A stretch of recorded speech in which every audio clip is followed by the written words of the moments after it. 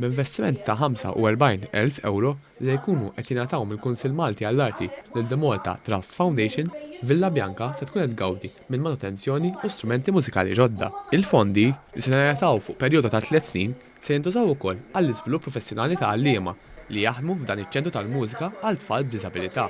Villa Bjanka ġewwa Bil-Kirkara hija spazju fil-qasam tal-mużika u l-arti tal-spettaklu għal tfal bi bżonnijiet diversi li jkunu għadhom ma esperjenzawx opportunità biex jiżviluppaw ħiliet tal-mużika u tal-arti performattiva. Il-villa ingħatat donazzjoni lil The Malta Trust Foundation minn Franzina u Morris Abela. Fondi mis-settur privat u mill-iskema għal persuni b'diżabilità li tħaddan l-awtorità tad-djar qed isiru x-xogħlijiet meħtieġa biex din il-villa tiġi rranġata biex toffri ambjent adattat lil dawn it-tfal u żgħażagħ. Il-President ta' Malta Trust Foundation, il-President Emeritu Mary Louise Colejro Preka, spjegat li dan l-investiment ikompli jimliha bil-kuraġġ għal iktar ħidma biex aktar żgħażagħ jilħqu il-milja ta' ħajjithom. Importanti immens għaliex anke fejn tidħol mużika u l-arti għandna bżonn li nkunu ċerti li ma jibqa' ħadd lura. Anke persuni li u tfal żgħażagħ speċjalment li jkollhom potenzjal imma minħabba diżabilità ma jkunx hemm post fejn jistgħu jħorġu dak il-potenzjal.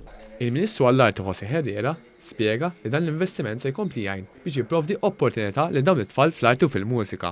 L-inizjattiva tal-lum hija immirata lejn dan il-għan, l-esklusività fl-arti.